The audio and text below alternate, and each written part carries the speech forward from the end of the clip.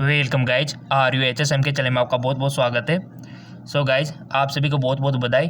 आपका ROHS entrance exam successfully संपन्न हो चुका है और इसमें किसी भी प्रकार की दिक्कत नहीं आई, कोई शिकायत नहीं आई और आप सभी को बहुत बहुत बधाई। और काफ़ी सारे स्टूडेंटों के अच्छे रेस्पॉन्स आ रहे थे, सर आपने जो हमें बताए थे उसी प्रकार के क्वेश्चन आप हमसे पूछे गए और इसी लेवल के क्वेश्चन और काफ़ी ईजी हमारा पेपर था। तो यही हम चाहते थे कि आपका पेपर अच्छा हो और जिन्होंने ईमानदारी से हमारे जेके लोन जॉब चैनल और जीके MCQ MK चैनल के क्वेश्चन किए होंगे तो ये तो 100% गारंटी है कि उनका तो टॉप 10 में नाम आएगा, क्योंकि क्वेश्चन वही आए जो हमने आपको बताया थे, लेवल वही आया है। अभी हम आपको बताएंगे, देखो कटिंग भी बताएंगे जो हमने आपको बताया था और किस प्रकार से आपके एग्ज़ाम में आए। ठीक है, तो चलिए आपका जो पेपर है वो सोल्व कर लेते हैं। सबसे पहले हम BS नर्सिंग एंट्रेंस एग्ज़ाम का करेंगे और बाद में कमेंट जिसके ज़्यादा आएंगे उसके हम सोल्व कर लेंगे। ठीक है, तो चलिए शुरू करते हैं। सो गाइस सबसे पहले हम जूलॉजी यानी कि बायोलॉजी में जो जंतु विज्ञान उसका देख लेते हैं। फिजिक्स और केमिस्ट्री का हम आपको अच्छे से बताएंगे, इसलिए उसकी तैयारी चल रही है अभी। हर एक स्टेप को समझाया जाएगा आपको, कौन से क्वेश्चन में कौन सा फॉर्मूला लगाना है वो भी हम आपको बताएंगे और इसका आंसर यही क्यों होगा, इसलिए वो लेट आएगा वीडियो। थोड़ा पेशेंस आपको रखना होगा। पहले हम जूलॉजी का थ्योरेटिकल का कर लेते हैं ना, उसके बाद फिजिक्स का अच्छे से करेंगे अपन, बिल्कुल सोच समझ के। चलिए, और ये क्वेश्चन देख लो आप, ये पहला क्वेश्चन ही जेके लोन जॉब चैनल में काफ़ी बार डिस्कस किया है और बहुत सारे स्टूडेंट के अच्छे रेस्पॉन्स आए, सर हम आपको सुपर चैट देना चाहते हैं, आप लाइव आइए। तो देखिए सुपर चैट हम आपसे लेना नहीं चाहते, क्योंकि पैसे के लिए हम काम नहीं करते, हम तो आपका फ्यूचर, आपका जो भविष्य है उसको उज्जवल बनाना चाहते हैं कैसे भी करके। ठीक है ना, तो सुपर चैट का नॉट रिक्वायर्ड। और काफ़ी सारे स्टूडेंट पूछ रहे थे, सर हम आपसे मिलना चाहते हैं, हमारा पेपर काफ़ी अच्छा गया, आपने हमारी काफ़ी हेल्प की, तो आपको सब बहुत बहुत थैंक्स आपको, क्योंकि अब मिल भी नहीं सकते अभी, तो हम क्या है बाहर है अभी। ठीक है, राजस्थान में आएंगे तो ज़रूर कुछ हम आपको पोस्ट डाल देंगे। तो ये देखिए, ये क्वेश्चन हमने आपको काफ़ी बार बताया था। प्रयोगशाला में भ्रूण बनाने की वह कौन सी विधि है जिसमें एक शुक्राणु को सीधे ही अंडज में प्रवेश कराया जाता है। काफ़ी बार हमने आपसे टर्म बोली थी IVF और ZIFT और JIFT, दोनों में अंतर है काफ़ी सारा। अभी हम आपको बताएंगे कि ZIFT क्या है और GIFT क्या है। एक होता है IUT, एक होता है ICST। क्लियर, ये टर्मिनोलॉजी जिसको पता थी उसका काम हो गया। और ये टर्मिनोलॉजी हमने पढ़ाई थी जेके लोन जॉब चैनल पे, कटिंग उसकी हम फेसबुक पे डाल देंगे। आपको यकीन नहीं होता है तो आप जांच कर सकते हो और फिर आप बता सकते हो कि सर आपने नहीं बताया था ये। ठीक है, पहला होता है इंट्रा, सब जानते हो ना, इंट्राफ्लोविन ट्यूब, इन विट्रो निषेचन, यानी कि इसको इन विट्रो फर्टिलाइजेशन भी आप बोल सकते हो, यानी कि फ्रगनेली शिशु भी आप बोल सकते हो, इसके थ्रू बनता है। इसमें निषेचन कहाँ पर होता है, फ्रगनेली में, इसलिए इसको इन विट्रो फर्टिलाइजेशन बोलते हैं। एक होता है ZIFT का मतलब होता है जाइगोट इंट्राफ्लोविन ट्रांसफर, यानी कि इस तकनीक में यदि क्या होता है, युग्मनज को मादा प्राणी की अंडवाहिनी में स्थानांतरित किया जाता है, अंडवाहिनी में, इसलिए इसका फ्लोविन ट्यूब आया, जाइगोट इंट्राफ्लोविन ट्यूब। और दूसरा है ZIFT, इसमें अंतर ये है कि इसका मतलब होता है ZIFT का जाइगोट इंट्राफ्लोविन ट्रांसफर, इसमें अंडाणु किसी दाता स्त्री से लिया जाता है, यानी कि उसने गिफ्ट किया है, तो इसलिए इसका GIFT से याद रखने के लिए हमने आपसे बोला था। ठीक है, और एक होता है आपका IUT क्या होता है गाइस, IUT होता है इंट्रा यूट्राइन ट्रांसफ़र। इस तकनीक में क्या होता है, युग्मनज की विदलन क्रिया द्वारा उत्पन्न होने वाली 8 कोशिकीय अवस्थाएं या इससे अधिक कोशिकीय अवस्थाओं को क्या किया जाता है, गर्भाशय के ऊपरी भाग में स्थानांतरित किया जाता है, इसलिए इसको इंट्रा यूट्राइन ट्रांसफ़र बोलते हैं, IUT इसको बोलते हैं। और एक लास्ट होता है ICST। अब आप बोलेंगे सर ये ICST क्या होता है, तो आपको पता है कि अब कोई तरीका नहीं है शुक्राणु और अंडाणु, यानी कि इसमें क्या है, यदि किसी कारणवश महिला और पुरुष दोनों में शारीरिक अवरोध हो गया तो निषेचन क्रिया तो नहीं हो पाएगी, क्योंकि दोनों में मिस्टेक हो गई। तो इस स्थिति में महिला के अंडाशय से परिपक्व अंडाणु को निकाला जाता है और पुरुष के टेस्टिस यानी कि वृषण से क्या निकाला जाता है, स्पर्म को निकाला जाता है और निषेचन क्रिया कराई जाती है। और इसमें शुक्राणु को सीधे ही अंडाणु में क्या किया जाता है, अंतःक्षेपित किया जाता है और फिर निषेचित अंडाणु को अंडवाहिनी में रोपित किया जाता है। यहाँ शुक्राणु निक्षेपित से संतान उत्पत्ति को प्रेरित किया जाता है, इसलिए इसको इंट्रासाइटोप्लाज्मिक स्पर्म ट्रांसफर बोल रहे हैं हम। ठीक है, डायरेक्ट उसके अंदर निक्षेपित कर दिया। तो ये लो क्लियर हो गया ना। तो अब आपको आ गया होगा इसका आंसर क्या होगा।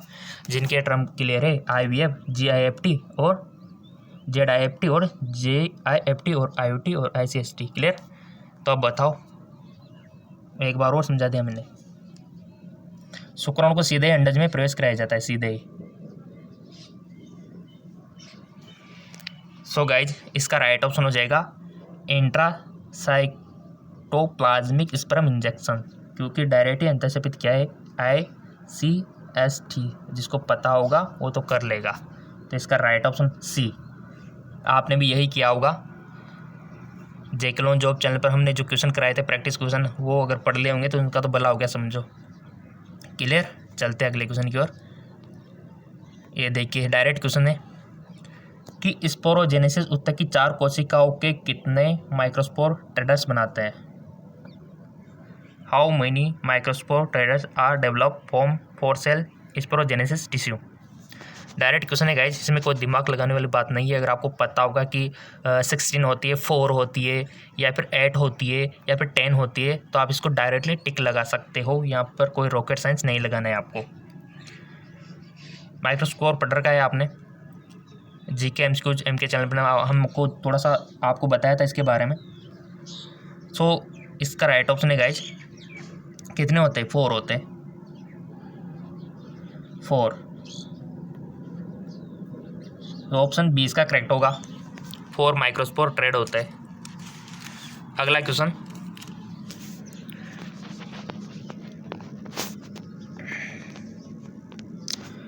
एक पूर्ण विकसित मोनोस्पोरिक भ्रूणपोष होता है ए वेल डेवलप मोनोस्पोरिक एम्ब्रियो से। रिप्रोडक्शन से क्वेश्चन आ गया। देखो, हर एक स्टेप आपको पता होगी, भ्रूण से किस प्रकार इंसान बनता है, और ये भी हमने आपको पढ़ाया था। यानी कि कोई भी एक भी क्वेश्चन यहाँ अनजाना नहीं है। तो यहाँ पर दे रखा है कि 8 सेल और 7 न्यूक्लिएट, या फिर 6 सेल और 7 न्यूक्लिएट, और 7 सेल 8 न्यूक्लिएट, या फिर 7 सेल और 6 न्यूक्लिएट। बहुत सारे स्टूडेंट तो ऐसे बोल रहे थे, सर हम एग्ज़ाम दे रहे तो हमको तो ऐसा लग रहा था कि जैसे हम आपके क्वेश्चन सोल्व कर रहे हैं। जी हाँ, बिल्कुल, जेके जॉब चैनल पर हम आपका वीडियो देख रहे, ऐसा लग रहा था वहाँ पे, क्योंकि क्वेश्चन वही थे ना गाइस, इसी लेवल के थे ना। लेवल तो कोई हट के था ही नहीं। तो अभी तो आपको देखो टॉप पे कॉलेज में भी, अभी तो कॉलेज की पढ़ाई भी तो हम ही करवाएंगे, बिल्कुल भी नहीं घबराना है। नया चैनल की तैयारी चल रही है, जहाँ पर हम आपको कॉलेज की पूरी पढ़ाई करवाएंगे, क्योंकि आपके वहाँ पर इंग्लिश चलती है टोटल, वो तो आपकी समझ में आएगी नहीं, तो हम बताएंगे ना कैसे आपको समझना है। तो बता दो, तो सिंपल सा क्वेश्चन है, बच्चों वाला क्वेश्चन है गाइज। इसमें तो एग्जामिनर आपको कंफ्यूज कर रहा है 8 दे के 7 दे के, क्या 8 है क्या 7 है, बस वही ये क्लैरिटी होगी तो आप इसको कर पाओगे। सो सिंपल इसमें क्या होता है गाइज, हम आपको बता देते हैं। इसमें 7 सेल होती है, पढ़ा होगा आपने, और इसमें 8 नाभिक यानी कि न्यूक्लिएट होते हैं। तो ये जिसमें दे रखा है देख लो, किस में दे रखा है, ये 7 सेल और 8 न्यूक्लिएट, तो ऑप्शन C में दे रखा है, तो यही सही है। क्लियर। कहाँ दिक्कत आ रही है, कोई दिक्कत वाली बात ही नहीं है। अगला 36, निम्न में से कौन सा लक्षण वात प्राकृत पुष्प का नहीं है। Which of the flowering is not a feature of anomalous flower. प्राकण हल्के होते, वह चिपचिपे नहीं होते, वर्तिकाग्र बड़े पदार होते, रस भरे पुष्प होते। बच्चों वाला क्वेश्चन है, प्राकण अधिक संख्या में पाए जाते। आपके 12th में चैप्टर है गाइज, ठीक है, प्लांट्स के बारे में, और रिप्रोडक्शन प्लांट का भी इंपॉर्टेंट है, हमने आपको बोला था, ठीक है ना। तो सिंपल सा क्वेश्चन है, बताओ ये तो वात प्राकृत पुष्प का नहीं है, यानी कि आपको पता होना चाहिए कि कौन कौन से है, तो आ जाएगा। और ये क्वेश्चन हमने काफ़ी बार डिस्कस किए थे जेके जॉब चैनल पे।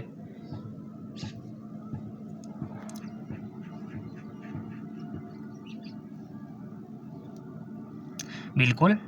इसका देखो, यहाँ पे हम आपको बता दें कि परागकण हल्के होते ये तो है, वर्तिकाग्र बड़े पर तार होते ये भी सही बात है।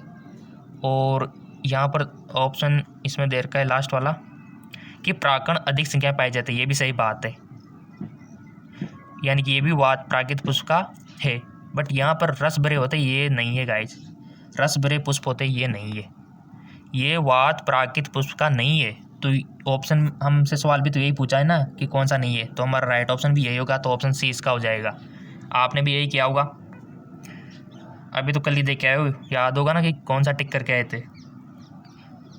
कॉपी पेन लेके बैठ जाओ और अपना रिजल्ट खुद निकाल लो। जी बिल्कुल, अगर आपने गलत किया है तो गलती मान लो उसको, क्यों गलती किया, अगर सही किया तो सही मान लो और खुद एनालिसिस कर लेना कि कितने सही किए। 38 में आ जाओ। पासपोफिनोल पार्विक एसिड यानी कि इसमें दे रखा है कि पासपोफिनोल पार्विक एसिड, तो इसमें आपको क्या बताना है गाइज, ये तो आपका ऑप्शन है कि ग्लाइकोलाइसिस में ऊर्जा का खपत चरण कौन सा है। The energy consuming step in glycolysis अगर आपने पढ़ा होगा तो उसकी स्टेप हर एक मालूम होगी आपको, तो उसी स्टेप के बारे में ये जानना चाहता है एग्जामिनर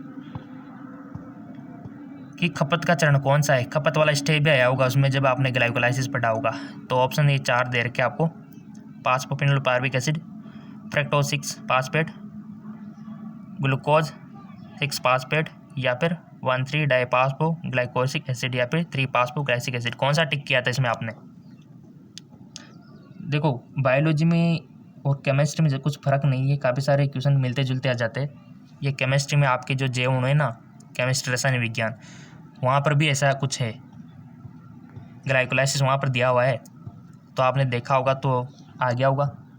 लाइसिस का मतलब होता है तोड़ना, ग्लूकोज को तोड़ना। सो गाइज इसमें स्टेप देखा जाए, हर एक स्टेप आपको पता होनी चाहिए उसके लिए। तो उसमें एक स्टेप है कि फ्रक्टोज 6 फास्फेट और फ्रक्टोज 1,6 बाईफास्फेट, इसमें एनर्जी कंज्यूम होती है। तो ये आपके ऑप्शन बी में दे रखा है, फ्रक्टोज 6 फास्फेट और फ्रक्टोज 1,6 बाईफास्फेट, तो इसका बी ऑप्शन सही है। आपने भी यही किया होगा शायद।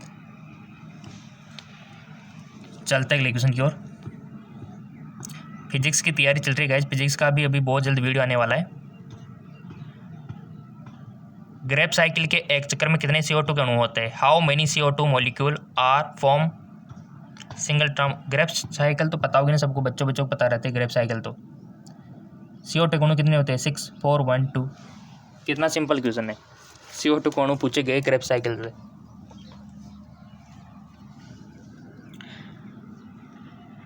सबको पता है ना, CO2 के 2 अणु होते हैं गाइज, देखना ग्रेप साइकिल में दिख जाएंगे आपको। तो इसमें 2 दे रखा होगा, ऑप्शन डी में दे रखा है, तो यही सही है आपका ऑप्शन डी। चलते अगले क्वेश्चन की ओर। वह चक्कर चुनिए जो सभी पौधों में पाया जाता है। Choose the cycle which universal to all plant. ये भी हमने आपको बताया था C3 C4 के बारे में, जेकल ऑन जॉब चैनल पे। तो बताओ, वह चक्र चुनिए जो सभी पौधों में पाया जाता है।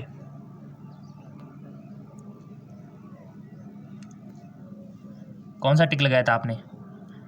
अगर आपने C3 साइकिल किया होगा तो सही है आपका, ठीक है, C3 साइकिल, ऑप्शन सी सही जाएगा इसका, C3 साइकिल, क्योंकि C3 साइकिल से जो चक्कर है ना उसी में सभी पौधों में पाया जाता है। क्लियर। बॉटनी भी हमने आपको पढ़ाई थी जेकल ऑन जॉब चैनल पर, सभी प्रैक्टिस क्वेश्चन करवाए थे, बट आप करे होंगे तब ना। ताला चाबी देख लो, बच्चों वाला क्वेश्चन आया। ताला चाबी अवधारणा किसने दी थी। आपका जो 11th में एंजाइम वाला चैप्टर है, जब एंजाइम पढ़ना स्टार्ट किया था तो बेसिक इंट्रोडक्शन वैज्ञानिक के बारे में हुआ था, एंजाइम के बारे में। लॉक एंड की हाइपोथेटिक वाज प्रोडक्ट्स, ताला चाबी सिद्धांत किसने दिया था। कॉसलैंड, एमिली पिसर, ड्यूक्लॉक्स, विली कोहन। और हमने आपसे पहले ही बोल दिया था कि 11th और 12th से ही क्वेश्चन आएंगे। तो ये देखो एंजाइम वाला चैप्टर है आपके 11th में, ताला चाबी सिद्धांत आपने पढ़ रखा है। तो कौन से साइंटिस्ट ने दिया था आपको बताना है।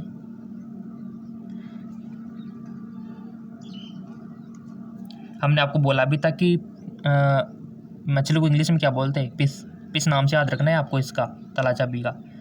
तो जिन्होंने रख लिया होगा तो 1 नंबर पक्का है उनके। तो इसका राइट ऑप्शन एमिल पिस्सर होगा। ठीक है, एमिल पिस्सर, ऑप्शन बी इसका राइट होगा।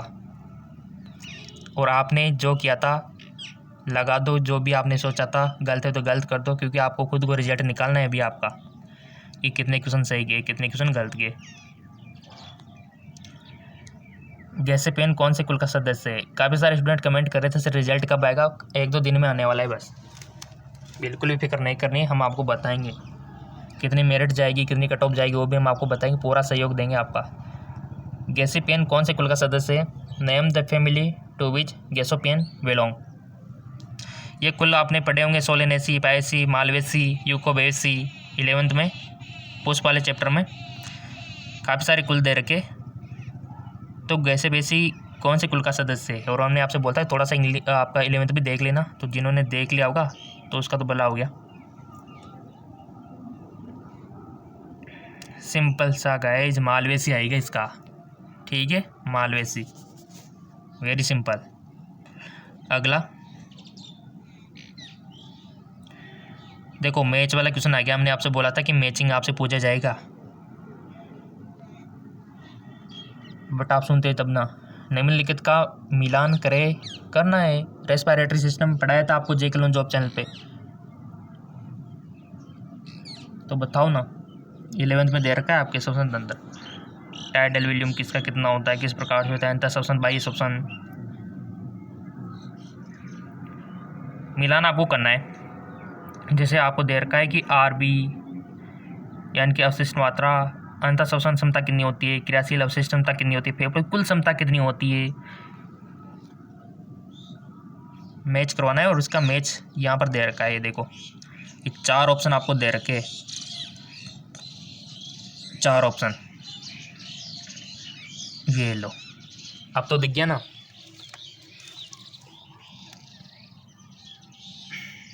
सिंपल है गाइज बहुत।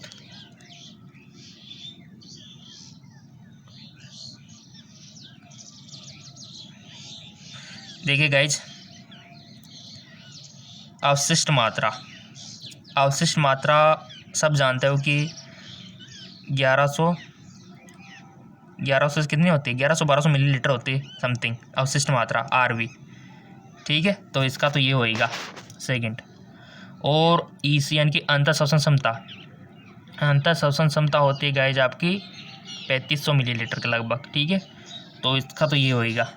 ठीक है, और क्रियाशील अवशिष्ट क्षमता कितनी होती है, ये भी आपने पढ़ रखा है, हम सब ने पढ़ रखा है, अनजाना कोई भी यहाँ पर क्वेश्चन नहीं है। इसमें ईआरवी और आईआरवी होती है। ठीक है, और एक होता है फेफड़ों की कुल क्षमता कितनी होती है। अब तो सिंपल सी बात है, अगर नहीं पता है फिर भी आप कर ही दोगे इसको, तो क्योंकि बच्चा भी तो एक ही है ना। तो इसकी हो जाएगी VC प्लस, इस प्रकार से का ये बनेगा इसमें। ठीक है, कुछ इस प्रकार का बनेगा, इस प्रकार का बनेगा, और ये बन गया आपका। तो ये कहाँ पर बना हुआ है कि ए में तो आएगा सेकंड, और बी में आएगा 4, सी में आएगा फर्स्ट, और डी में आएगा थर्ड। ये जिसमें दे रखा है वही हमारा सही है, और ये आपका दे रखा है यहाँ पे ऑप्शन सी में दे रखा है, तो ऑप्शन सी हमारा राइट ऑप्शन हो जाएगा ना। कहाँ दिक्कत है, कोई दिक्कत वाली बात ही नहीं है। हकीकत है, जिन्होंने हमारा जेके लोन जॉब चैनल फॉलो करके अच्छे से ईमानदार से किया होगा तो टॉप पे आएगा, देखना टॉप 10 में नाम आएगा उनका 100%। क्वेश्चन का लेवल ही वही है गाइज, देख लो आप खुद। देखो अगला क्वेश्चन, विलीय डीएनए के 5 सिरे के फॉस्फेट ग्रुप को हटाने के लिए कौन सा एंजाइम उत्तरदायक है जिसमें डीएनए रेखीय अवस्था में रह सके? डीएनए लाइगेज, प्रतिबंधन एंडोन्यूक्लियोज, एल्कलाइनेज फॉस्फेट, और डीएनए पॉलीमरेज। जेनेटिक्स इंजीनियरिंग के बारे में हमने काफ़ी बार आपसे बोला था कि क्वेश्चन बनता है जेनेटिक्स इंजीनियरिंग से, जेनेटिक्स से, तो बन गया ना। क्या किया था इसमें आपने, ईमानदारी से बता दो, लिख लो आपके पास जो भी बुक है कि ये हमने सही किया था, क्योंकि हम तो आपको बताने जा रहे हैं कि इसका राइट ऑप्शन क्या है।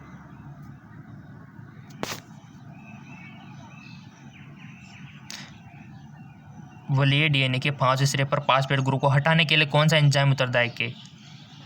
सो गाइज वो है आपका एल्कलाइन फॉस्फेट। ठीक है, फॉस्फेटेज। अगला,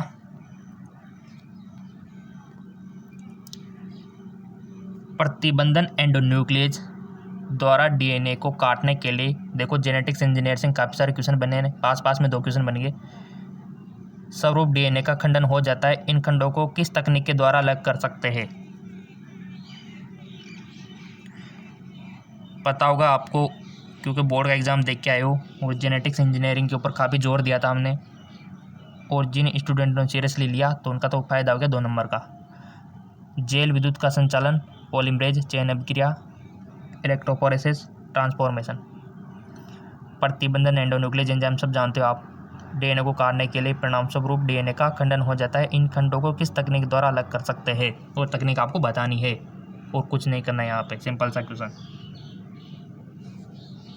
सो गाइज, आपने पढ़ा होगा जेल इलेक्ट्रोफोरेसिस, यानी कि जेल विद्युत का संचालन, ये तकनीक यूज की जाती है। तो ये दे रखा है ना आपके ऑप्शन फर्स्ट में दे रखा है, तो इसका ऑप्शन फर्स्ट हमारा राइट ऑप्शन हो जाएगा, जेल इलेक्ट्रोफोरेसिस। चलते बढ़ते आगे की ओर। और आपने जो टिक करके आए थे तो देख लेना सही है गलत है, क्योंकि आपको खुद को ही पता है कि आप क्या करके आए थे वहाँ। निम्न में से वेक्टर डीएनए का गुण नहीं है। All of the following are property of vector DNA except. ये देखो जेनेटिक्स से कितने क्वेश्चन बन गए, ये एक और क्वेश्चन आ गया आपके 3 नंबर पक्के हो गए जिन्होंने जेनेटिक्स देख ली होगी। पैसेंजर डीएनए से जुड़ने की क्षमता, और आई की उपलब्धता, लार्ज साइज, या फिर आपका एक्ट ऑफ सेलेक्टर मार्कर। बताइए कौन सा वेक्टर डीएनए का गुण नहीं है? यानी कि एग्जामिनर ये नॉलेज चेक करना चाहता है कि वेक्टर डीएनए का गुण पता है कि नहीं है, आपको प्रॉपर्टी पता है कि नहीं उनकी, तो बताओ कौन सी नहीं है। सिंपल, देखो यहाँ पर ये भी है, पैसेंजर वाली भी है, ठीक है, और आई वाली भी है, और यहाँ पे लास्ट वाली भी है act of selector marker, but ये सी वाली नहीं है, बड़ा आकार तो नहीं है। तो फिर यही सही है, बता दो ये वाला है। आपने क्या किया था गाइज, देख लो सही है गलत है, आप खुद ही एनालिसिस कर सकते हो, क्योंकि आपने वहाँ क्या किया था आप खुद ही जानते हो अच्छे से। ये देखो बच्चों वाला क्वेश्चन, 8वीं 9वीं का बच्चा कर दी इस क्वेश्चन को। कुपर कोशिका किस अंग में पाई जाती है? कुपर कोशिका हमने आपको पढ़ाई भी थी, वीडियो की कटिंग करके भेज देंगे अगर आपको यकीन नहीं होता है तो, क्योंकि बहुत सारे यकीन नहीं करते, हमने पहले पढ़ा दिया था तो आपको, और भेजनी पड़ेगी कटिंग वहाँ की वीडियो, क्योंकि काफ़ी लंबे थे वो जेके लॉन्च के, तो वहाँ से जहाँ से क्वेश्चन आया ना वो कटिंग हम आपको ज़रूर भेजेंगे, फेसबुक इंस्टाग्राम पे भेज देंगे, ताकि आपको यकीन हो जाए, क्योंकि एक तो आप विश्वास नहीं करते ना इसलिए, और विश्वास करवाना हमारा काम है। कुपर कोशिकाएं गाइज कहाँ होती है? ब्रेन में, लीवर में, लंग्स, थाइमस। सिंपल सी बात है, बता दो इसको तो, सब लीवर ही करके आए थे ना। यकृत सही है, इसमें ही होती है कुपर कोशिकाएं, ठीक है। चलते अगले क्वेश्चन की ओर। यहाँ पर आपको गलत कथन चुनना है guys, choose A option which not correct. Circulatory system यानी कि रक्त परिसंचरण तंत्र पढ़ा होगा आपने, उसमें हृदय अवश्य पढ़ा होगा। एवी नोड को हृदय का पेसमेकर कहते हैं, इसमें आपको क्या चुनना है? गलत कथन, यानी कि आपको इसके बारे में कितना पता है। मानव हृदय की धड़कन मायोजेनिक होती है। ट्राइकस्पिड वाल्व दाएं आलिंद और दाएं नीले के मध्य होता है, क्या सही है? लसिका में अत्यंत श्वेत रक्त क्रियाएँ होती है, क्या ये सही है? सही है 3, तो उनको तो एक तरफ कर दो, और एक गलत निकलेगा उसको एक तरफ कर दो, और उसी के टिक लगा दो। Which not correct.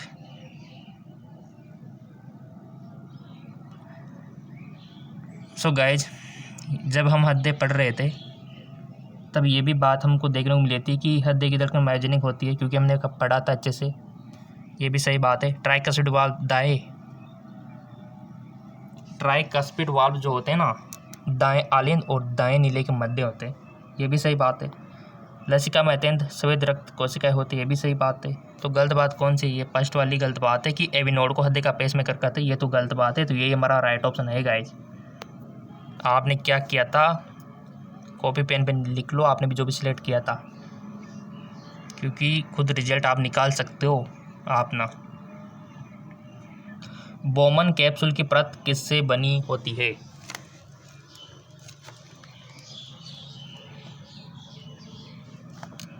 Bowman capsule की परत हमने बोला भी था एक्सक्रेटरी सिस्टम, उत्सर्जन तंत्र से क्वेश्चन बनता है तो बन गया।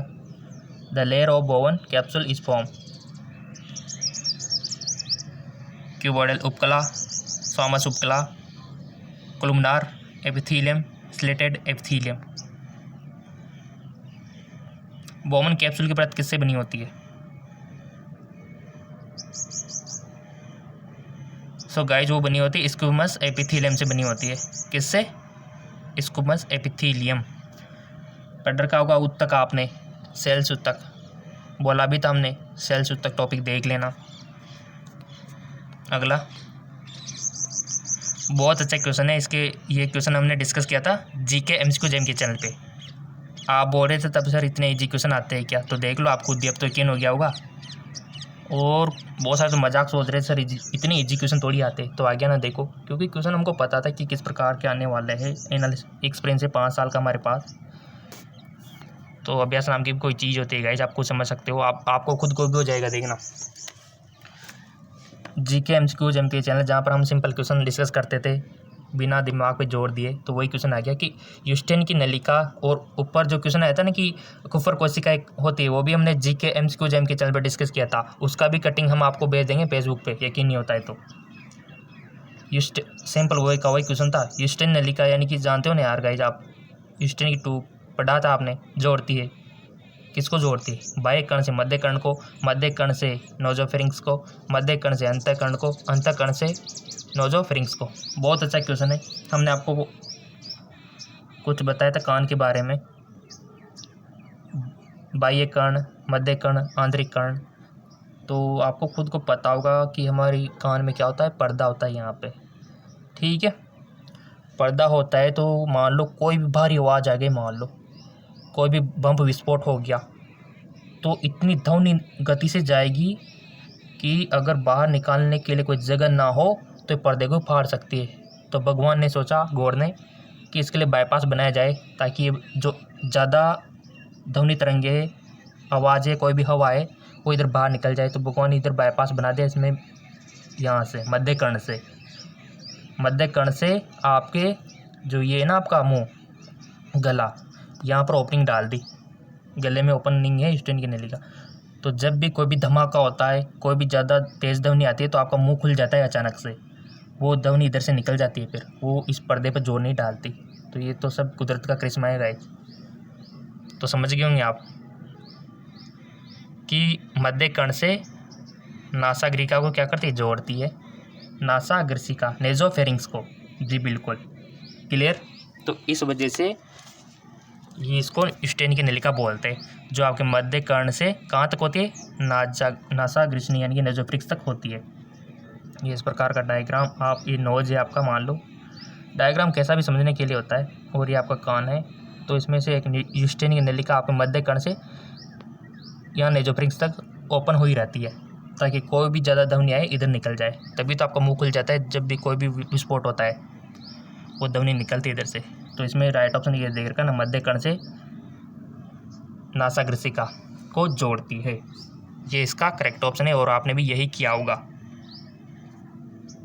ओके गाइज, देखो कोई भी शिकायत हो, कोई भी कंफ्यूजन हो, तो कमेंट बॉक्स दे रखा है, वहाँ पर कमेंट कर देना, ताकि आने वाले वीडियो में हम आपका डाउट दूर कर सके। ब्लाइंड स्पॉट के शरीर में गलत कथन है, which of the following is not A correct blind spot. पीला वर्णक बिंदु से बिल्कुल नीचे होता है, प्रकाश ग्राही कोशिका अनुपस्थित होती है,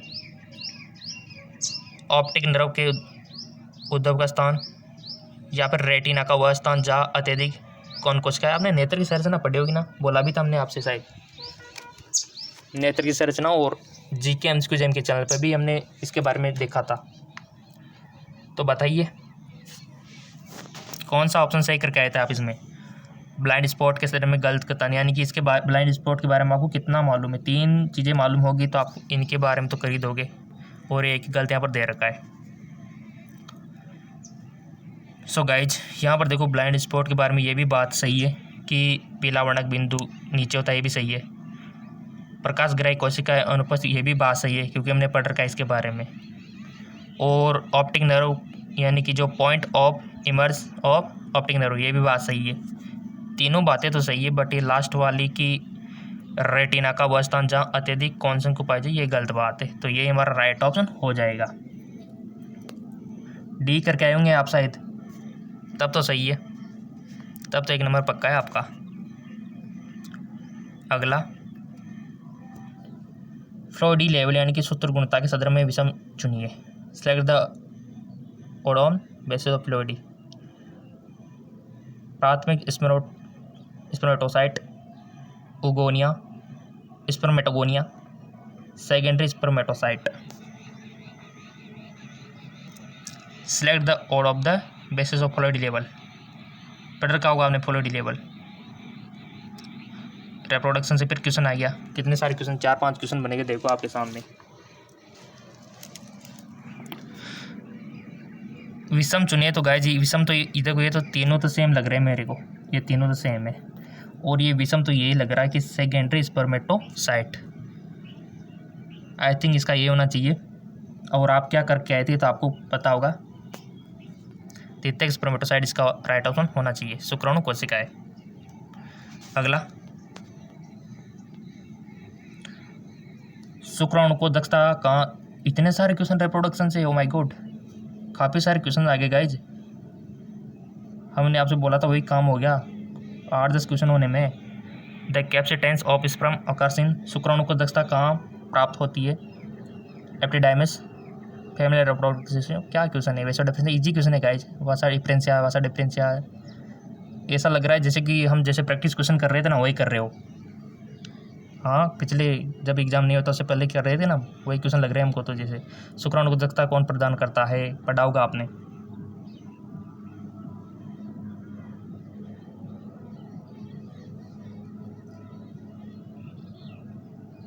कौन करता है गाइज। सो गाइज वो करता है फीमेल रिप्रोडक्शन ट्रैक्ट। ठीक है,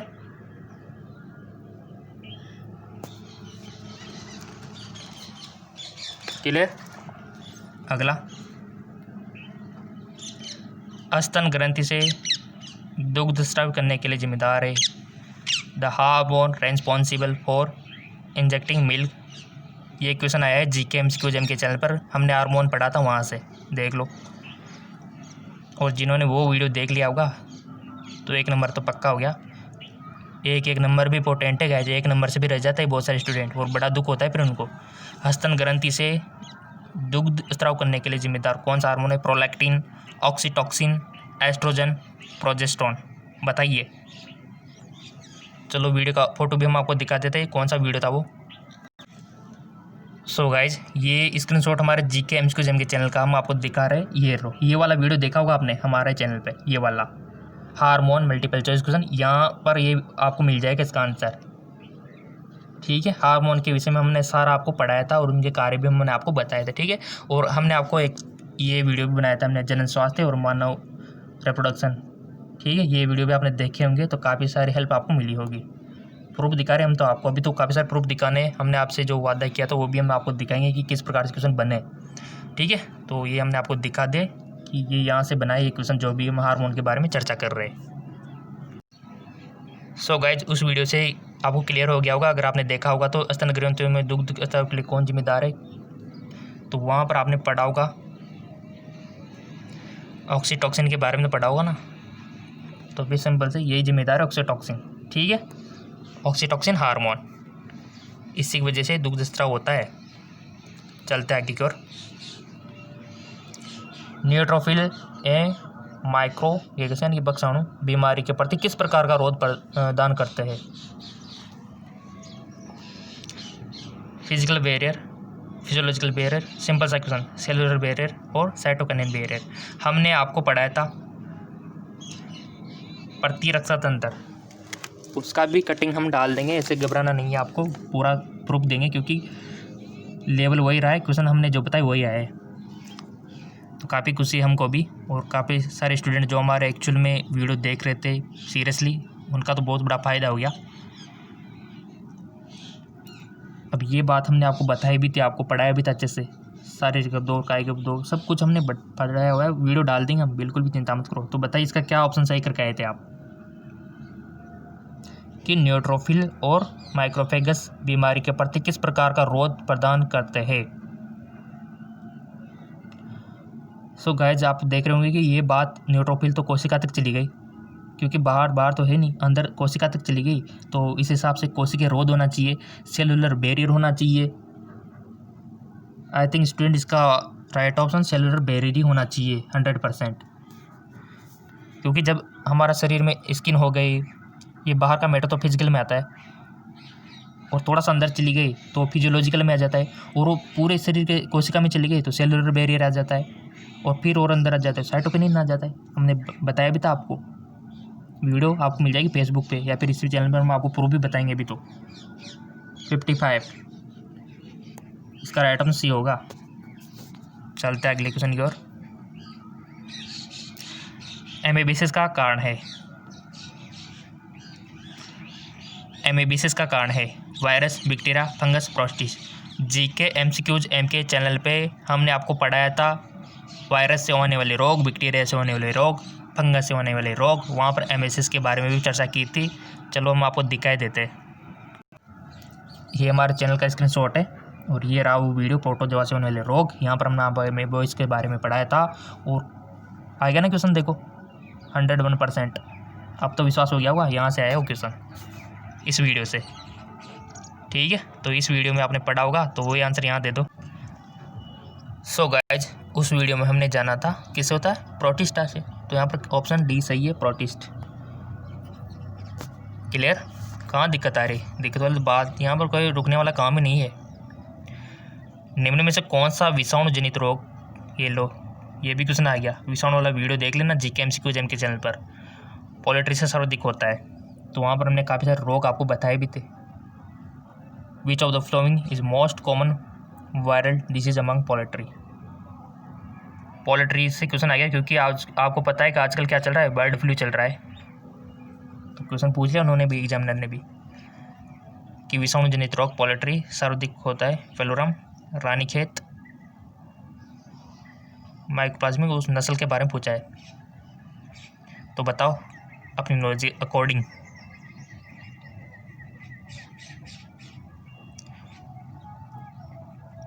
आई थिंक स्टूडेंट अगर आपको नस्ल पता होगी तो सबसे डेंजर जो होता है ना, वो रानीखेत वाली में होता है, ठीक है, रानीखेत इसका राइट ऑप्शन होगा। अगला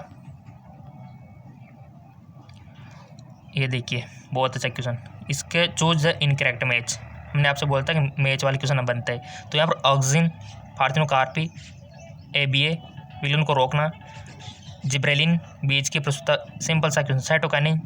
हमने पादप हार्मोन का वीडियो बनाया था जीके एमसीक्यू एम के चैनल पे, उसका भी कटिंग हम आपको डाल देंगे, वहाँ पर ये सब पढ़ाया था हमने, सारे हार्मोन के बारे में पढ़ाया था।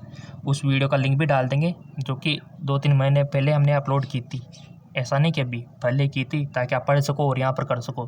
तो जिन्होंने पादप हार्मोन वाला वीडियो देख लिया होगा, हमने बोला भी था कि पादप हार्मोन से, ह्यूमन हार्मोन से क्वेश्चन बनते, तो बने भी सही है,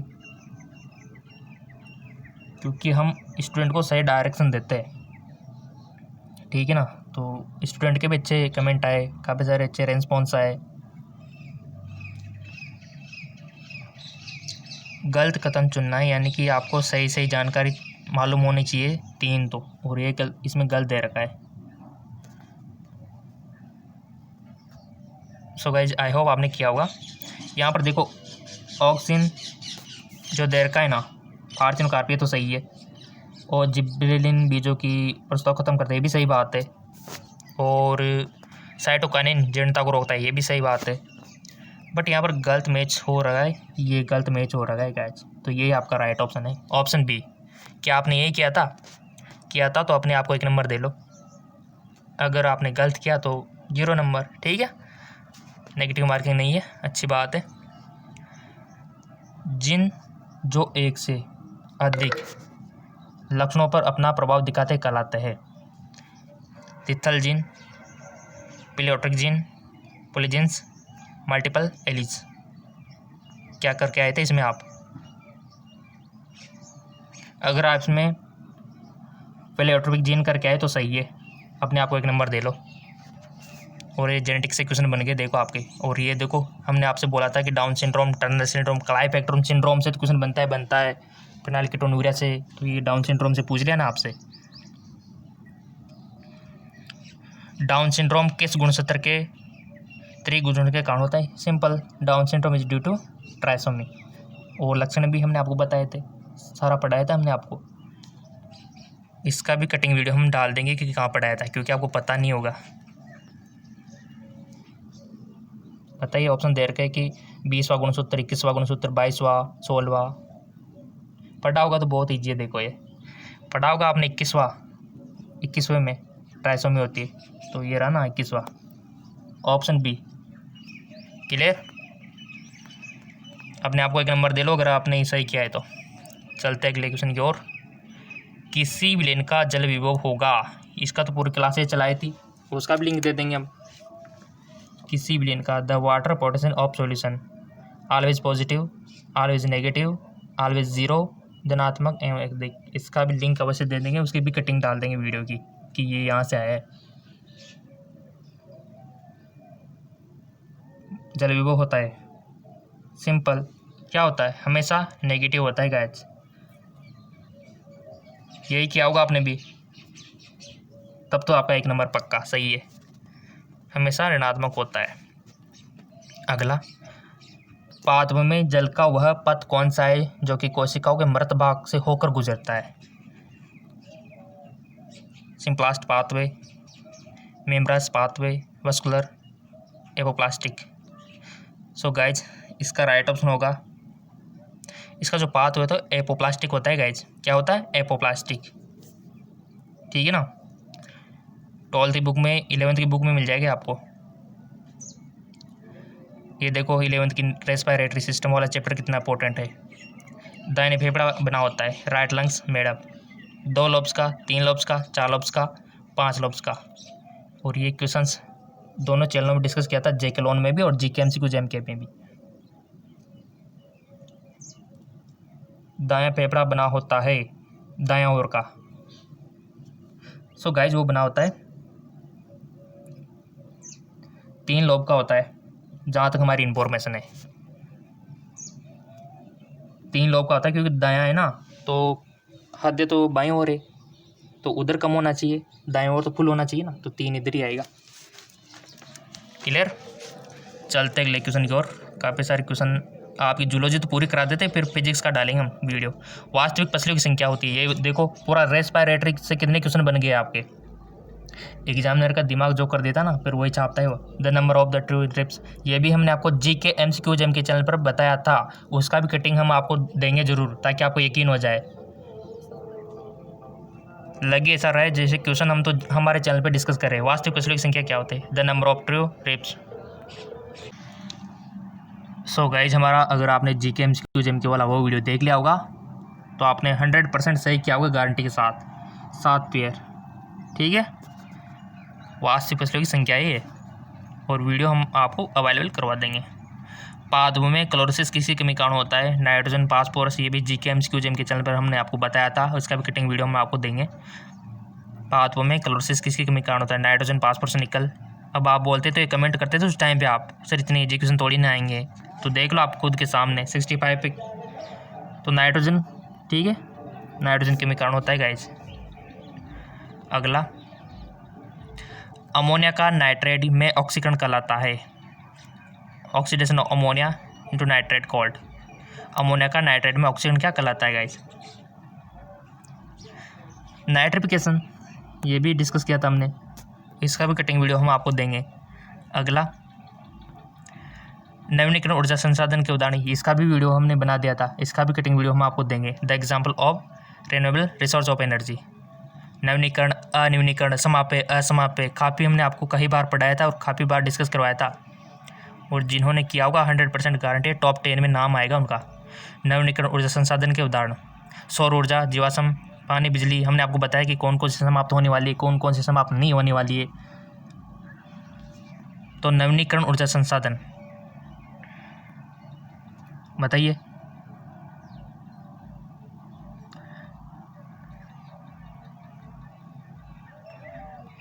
नवीनीकरण, अनवीनीकरण तो पता है ना, अगर वीडियो देखा होगा जीके एमसीक्यू जेएमके में तो पता होगा आपको। सो गाइज, इसका होगा हाइड्रोइलेक्ट्रिक पावर और विंड एनर्जी, ऑप्शन बी। तो ये जूलॉजी आपकी कंप्लीट है गाइज, ठीक है। और कितने आपने, क्योंकि 34 क्वेश्चन सभी सब्जेक्ट से आपसे पूछे जाते हैं ऑलमोस्ट, तो आपके फिजिक्स में थे 33, केमिस्ट्री में 33 और 34 आपके, और इसकी पूरी आंसर शीट आपको पता होगी। सो गाइज पूरे 100 क्वेश्चन हो जाते हैं फिजिक्स, केमिस्ट्री, बायोलॉजी के। तो कमेंट करके बताइए कि ये जूलॉजी हमने जो अभी यहाँ पर सोल्व की, आपके कितने क्वेश्चन सही गए, ईमानदारी से गाइज बता दो, ठीक है। फिर हम फिजिक्स और केमिस्ट्री का वीडियो अपलोड करेंगे।